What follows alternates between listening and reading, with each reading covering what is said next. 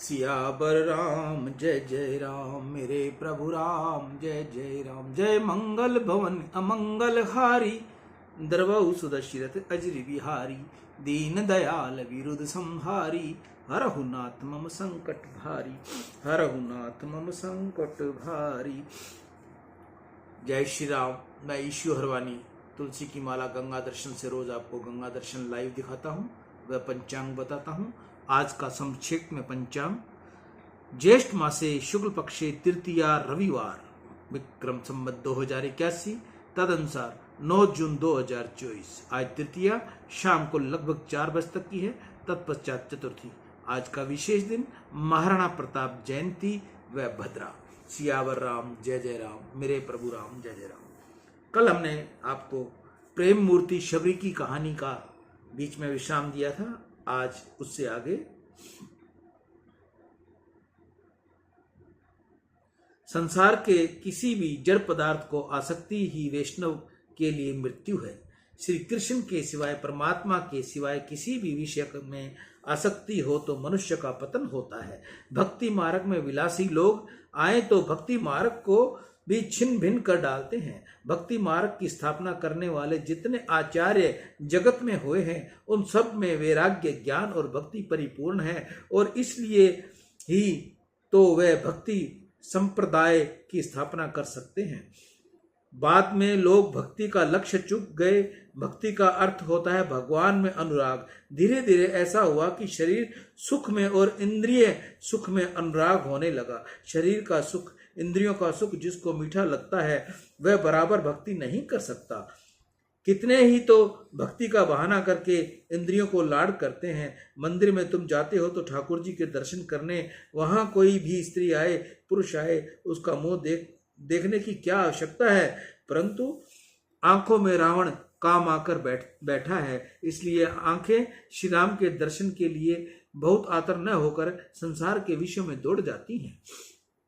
श्री राम के सिवाय किसी भी मनुष्य की आंखें आसक्ति पूर्वक जाएं तो मानना कि आंखों में रावण काम भरा है। श्री राम की कथा के अतिरिक्त अन्य कुछ भी सुनने में तुमको रस मिले तो मानना कि कानों में विकार राक्षस आया है। अनेक बार ऐसा होता है कि कोई दो व्यक्ति बात करते हो तो कान झट दौड़कर वहां जाते हैं। अरे, तुमको सुनने की क्या जरूरत है? तुम तो कथा सुनने के लिए आए हो, भगवान के लिए आए हो। संसार का सुख जिसको दुख रूप लगता है, वही परमात्मा के साथ प्रेम कर सकता है। जिसको ठीक ठीक खाने की इच्छा होती है, इंद्रियां भोगने की इच्छा होती है, उसका बहुत समय जीव के और अन्य इंद्रियों के लाड़ में जाता है। जिसको भजनानंद नहीं मिला, वह बाहर के विषयों में आनंद खोजने जाता है। ईश्वर के लिए जो लौकिक सुख का त्याग न करे तो उस जीव के लिए प्रभु को दया नहीं आती। अरे, यह शरीर भोगने के लिए नहीं, भगवत सेवा के लिए है। भगवत सेवा में शरीर को कसो, परोपकार करने में शरीर को घिसो। ठाकुर जी के उपयोग में मेरा शरीर न आवे तो ये वृथा है। इस प्रकार की शबरी जैसी भावना रखो। शबरी झाड़ के ऊपर सो जाती, समस्त दिवस जंगल में फिरकर फल फूल एकत्रित करती और रात्रि के समय ऋषियों के आश्रम में रख आती। मातंग ऋषि को आश्चर्य हुआ कि ये कौन चोरी से सेवा करता है। गुप्त रूप में सेवा करता है, ये स्वरूप छिपाता है। मातंग ऋषि ने निश्चय किया कि आज मैं निंद्रा का नाटक करूंगा, परंतु जागृत रहूंगा और नजर रखूंगा कि कौन आता है, ये फल कौन रख कर जाता है। द्रव्य के आसन के ऊपर मातंग ऋषि सो रहे थे। रात के 12 बजे थे। उस समय शबरी धीरे धीरे वहां आई, फल रखे। मातंग ऋषि जागृत ही थे। उन्होंने पूछा, बेटा तुम कौन है? जाति छिपाना पाप है। शबरी घबराई कि मैं तो भीलनी हूं, इसलिए अब ये ऋषि मेरे हाथ के फल को स्वीकार नहीं करेंगे। ये तपस्वी ब्राह्मण है और मैं तो हीन जाती हूं। शबरी जी थर थर कांपने लगी। ऋषि का बार बार वंदन कहने लगे कि मैं एक अपराधिन हूं, तुम्हारी दासी हूं। मातंग ऋषि ने पूछा, रोज रात्रि में तू यहां आती है, सेवा तू ही करती है? शबरी ने कहा, हाँ, हाँ, ऋषि ने पूछा, तू दिन में क्यों नहीं आती, रात्रि में क्यों आती हो? शबरी ने कहा, मेरी सेवा कदाचित ग्रहण न हो सके, इसलिए मैं रात्रि में आती हूँ। कस्तूरी उघाड़ी रखोगे तो उड़ जाएगी, भक्ति बहुत जाहिर हो तो भक्ति उड़ जाती है, और लोग बहुत मान दे, इसलिए भक्त को लगे कि मैं कुछ हूं। सहायक और सावधान रहने की जरूरत है। जिसको बहुत मान मिले उसमें अभिमान आता है। मैं आया कि भक्ति में अपेक्षा आई। भक्त पीछे ऐसे मानने लगता है कि भक्ति हो तो ठीक है, न हो तो ठीक है, मैं तो मन से भक्ति करता हूँ। ऐसा न करो। भक्ति अलौकिक धर्म है, इसको गुप्त रखो। भक्ति जगत को दिखाने के लिए नहीं, भक्ति तो मालिक को राजी करने के लिए है। सेवा जगत को दिखाने के लिए न करो, भगवान को राजी करने के लिए करो। सत्कर्म को जाहिर करने से पुण्य का विनाश हो जाता है। मातंग ऋषि को आश्चर्य हुआ कि ये कैसे बोलती है। ये चाहे किसी जाति की होगी, परंतु यह जीव देवी है, यह जीव कोई साधारण नहीं। उन्होंने शबरी से पूछा, बेटी तू कौन है? शबरी बोली, महाराज मैं एक भीलनी हूं, हीन जाति की हूं, मेरा नाम शबरी है। मातंग ऋषि ने विचार किया कि भले ही यह जातिहीन है, परंतु कर्महीन नहीं। यह कोई महान देवी जीव भील योनि में आया है। ऋषि ने शबरी से पूछा, बेटी तू कहाँ रहती है? शबरी ने कहा, महाराज जंगल में फिरती हूँ, झाड़ के ऊपर सोती रहती हूँ। मातंग ऋषि का हृदय पिघल गया। उन्होंने कहा, बेटी इस आश्रम में एक तरफ निवास करो, झोपड़ी में तैयार करवा दूंगा, तुम यहीं रहना। तुम आज से मेरी पुत्री है। मातंग ऋषि ने शबरी के लिए आश्रम की एक तरफ एक झोपड़ी बनवाई। शबरी ने कहा, मुझे सेवा करनी है। तो इस झोपड़ी में रहकर शबरी शुद्ध हृदय थी। फिर भी कितने ही ऋषियों ने थोड़ा विरोध किया कि इस भीलनी को आश्रम में क्यों रखते हो। मातंग ऋषि ने कहा, मैंने इसका किसी दिन स्पर्श नहीं किया। मैं धर्म की मर्यादा को नहीं तोड़ता, इसकी जाति चाहे जो हो, परंतु मुझे लगता है कि यह जीव बहुत योग्य है, अतिशय शुद्ध है। यहाँ पर एक तरफ रहे तो मुझे क्या बाधा है। परंतु ऋषियों ने कहा कि महाराज यह ठीक नहीं। कितने ही ऋषियों ने तो मातंग ऋषि से कहा कि तुम हमको जाति बाहर कर देंगे। मातंग ऋषि ने जवाब दिया, तुम्हारी पंगत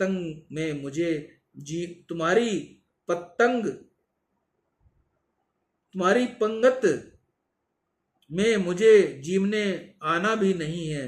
तुमको जो अच्छा लगे वही करो। मातंग ऋषि नित्य श्री राम कथा करते। शबरी रोज उसे सुनती। मातंग ऋषि को दया आई। उन्होंने कृपा कर शबरी को श्री मंत्र की दीक्षा दी। श्री मंत्र का अर्थ समझते हुए मातंग ऋषि ने शबरी से कहा कि ओंकार का भावार्थ श्री राम नाम से भरा हुआ है। ओंकार का जो पृथ्वी तत्व का अक्षर है, मैं आकाश तत्व का अक्षर है, बिंदु ही सूर्य है, राम नाम में रे अग्नि तत्व का अक्षर है, आ वायु तत्व का अक्षर है, मैं आकाश तत्व है।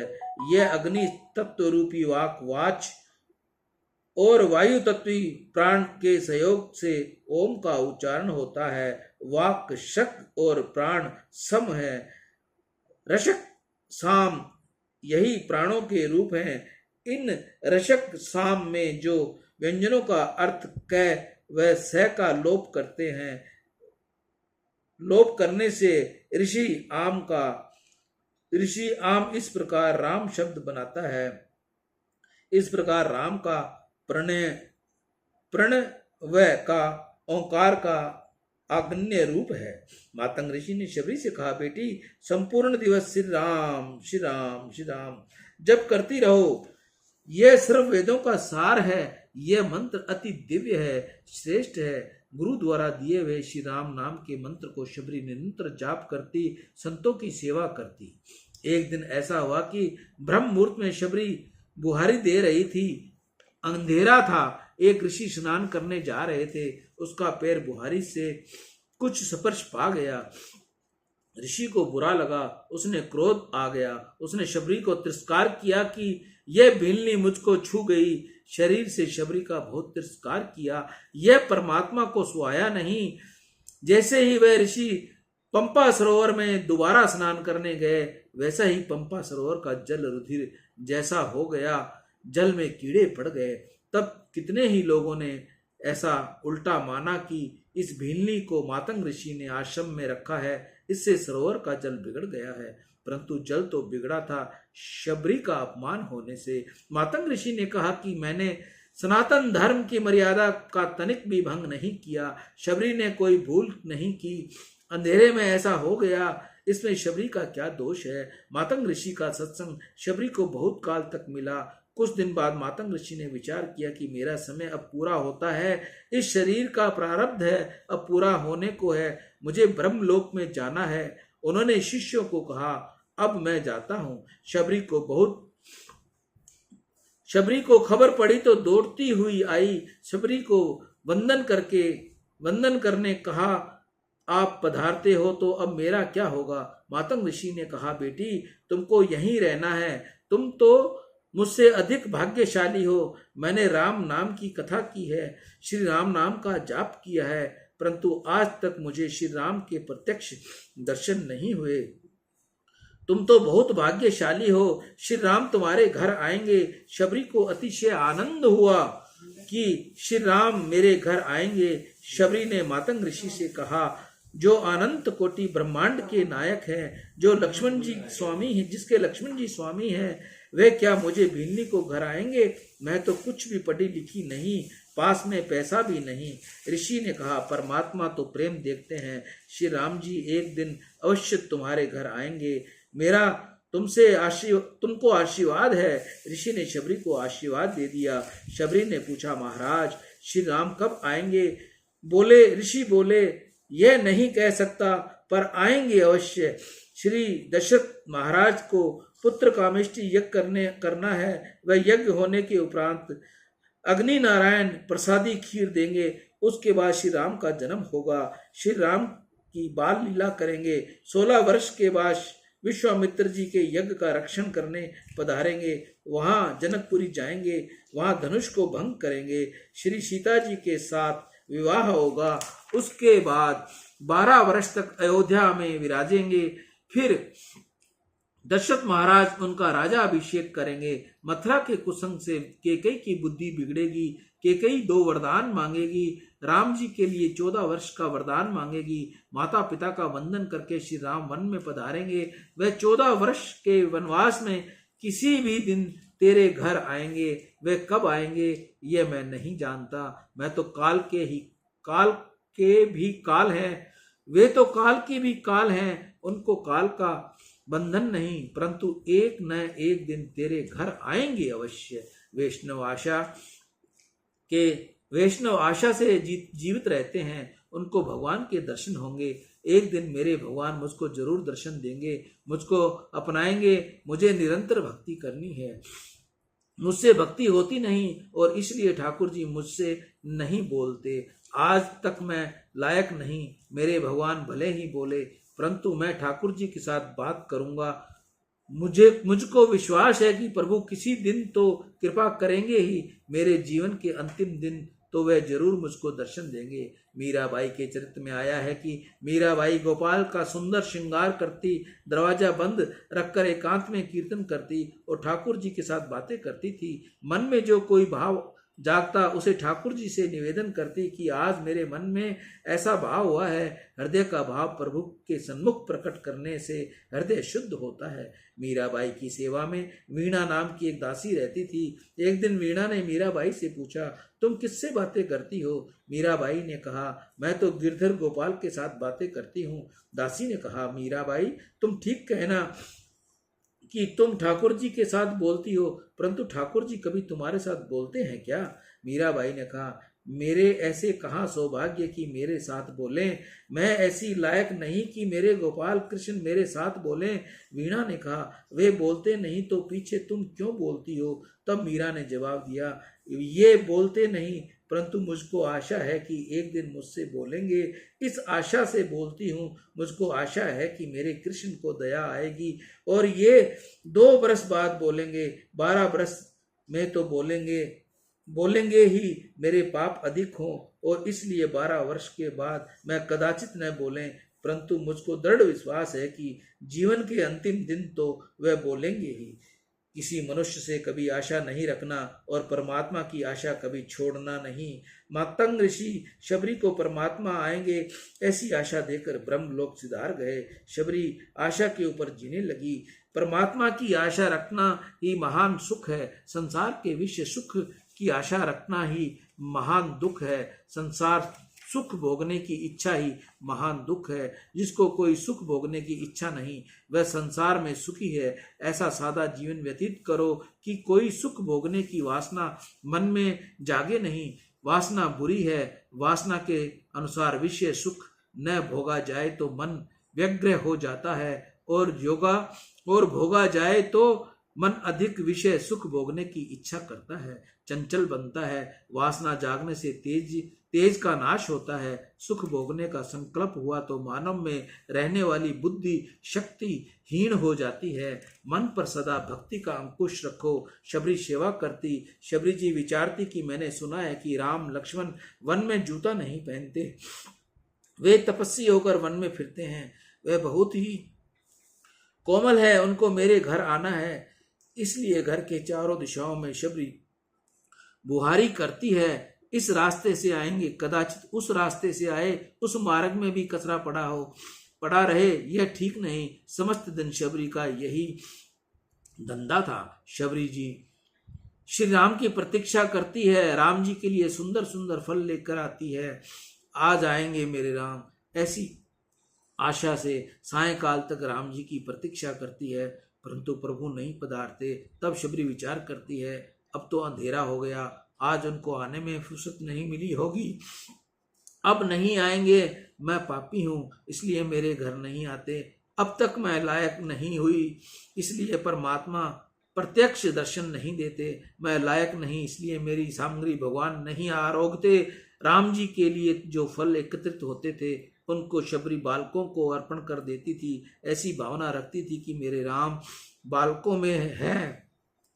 कोई गरीब आए तो गरीब में राम जी के दर्शन करती थी, गरीब को भी वह फल देती थी। कोई साधु संत आए तो उसको भी फल देती थी। गाय भी मेरे राम जी में विराजते हैं ऐसी निष्ठा रखकर गाय को भी फल खिलाती थी। शबरी नियमित रूप से चारों दिशाओं में बुहारी देती। 2-2 मील तक रास्ते में बुहारी करती और बुहारी करते करते शबरी श्री राम श्री राम श्री राम का जाप करती। बहुत वर्ष तक शबरी माँ ने इस प्रकार दिव्य तपस्या की। तप करते करते अब शबरी बहुत वृद्ध हो गई। शबरी महायोगिनी थी। शरीर में वृद्धा अवस्था आई, शरीर का दुर्लभ हो गया था, परंतु आशा रखी हुई थी कि गुरुदेव ने कहा है कि तेरे घर राम पधारेंगे, श्री राम के दर्शन किए बिना मैं नहीं मरूंगी। श्री राम दर्शन के लिए शबरी जीवित थी। शबरी रघुनाथ जी की प्रतीक्षा कर रही थी। मन में निश्चय था कि श्री राम दर्शन करने के पश्चात मुझे प्राण छोड़ना है। श्री राम आएंगे, अवश्य आएंगे। मैंने सुना है कि इस ओर पधारे हुए हैं, परंतु मैं उनको आमंत्रण देने किस प्रकार जाऊं? मैं तो नीच जाति की भीलनी हूँ। सियावर राम जय जय राम, मेरे प्रभु राम जय जय राम। जय मंगल भवन अमंगल हारी, द्रवौ सुदशरथ अजिर बिहारी। दीन दयाल गिरुद संहारी, हरहु नाथ मम संकट भारी। आज जो मैं आपको बता रहा हूं ये शबरी की भक्ति है।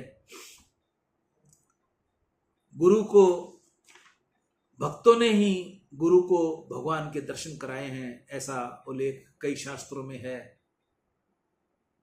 तो आज मैंने आपको तत्वार्थ रामायण से प्रेम मूर्ति शबरी की कथा सुना रहा हूं, जिसका विश्राम आज यहाँ दूंगा। कल इससे आगे की कथा सुनाऊंगा। मैं ईशु हरवानी तुलसी की माला गंगा दर्शन से रोज आपको गंगा दर्शन करवाता हूँ। जिस माता बहन ने तुलसी के पौधे घर में लगाए हैं और वो समय आने के बाद 2-4 साल आपने उसकी सेवा की और उसके बाद वो विसर्जन हो गए, तो कृपया उन पौधों को बाहर गली में मत फेंकिएगा। उनको काट कर उनकी जो झाड़ी फूस उसका फूल जो बचे उसको अग्नि को समर्पित कर उसकी राख को कहीं चलते पानी में छोड़ दें, या छोटा सा पार्क में गड्ढा बनाकर उसमें डालकर ऊपर आप बंद कर दें ताकि किसी के पैरों में ना आए, और बची हुई बाकी डंडियां अपने घर रखो, वो आपके लिए बहुत शुभ है। उनमें से भी अगर आपकी इच्छा है इसकी माला बनवाने की, इसकी जाप माला बनवाने की, तो आप वह लकड़ियां मेरे तक भेजो तुलसी की, मैं आपको उसकी माला बना कर दूंगा, जिसका किसी प्रकार का कोई भी चार्ज मैं नहीं लूंगा, वो निःशुल्क होगी। आपका सिर्फ आने जाने का कोरियर चार्ज होगा, वो आपको देना होगा। सियावर राम, जय जय राम। मैं ईशु हरवानी, हनुमानगढ़ टाउन, राजस्थान। राम।